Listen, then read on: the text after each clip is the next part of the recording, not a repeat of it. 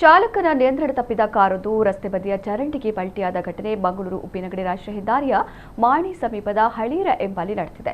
ಶುಕ್ರವಾರ ಮುಂಜಾನೆ ಉಪ್ಪಿನಂಗಡಿ ಮೂಲದ ದಂಪತಿ ಉಪ್ಪಿನಂಗಡಿ ಕಡೆಯಿಂದ ಮಂಗಳೂರು ಕಡೆಗೆ ಪ್ರಯಾಣಿಸುತ್ತಿದ್ದ ವೇಳೆ ಚಾಲಕನ ನಿಯಂತ್ರಣ ತಪ್ಪಿ ಈ ಅಪಘಾತ ಸಂಭವಿಸಿದೆ.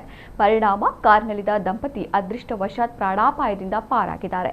ಅಪಘಾತ ಸಂಭವಿಸುತ್ತಿದ್ದಂತೆ ಘಟನಾ ಸ್ಥಳಕ್ಕೆ ಸಾರ್ವಜನಿಕರು ಹಾಗೂ ಸ್ಥಳೀಯ ನಿವಾಸಿಗಳು ಧಾವಿಸಿ ಕಾರಿನಲ್ಲಿದ್ದ ದಂಪತಿಯನ್ನ ಹೊರಗೆ ತೆಗೆದಿದ್ದಾರೆ. ತಕ್ಷಣವೇ ಅವರನ್ನು ಹತ್ತಿರದ ಆಸ್ಪತ್ರೆಗೆ ದಾಖಲಿಸಿ ಚಿಕಿತ್ಸೆ ಕೊಡಿಸಲಾಗಿದೆ.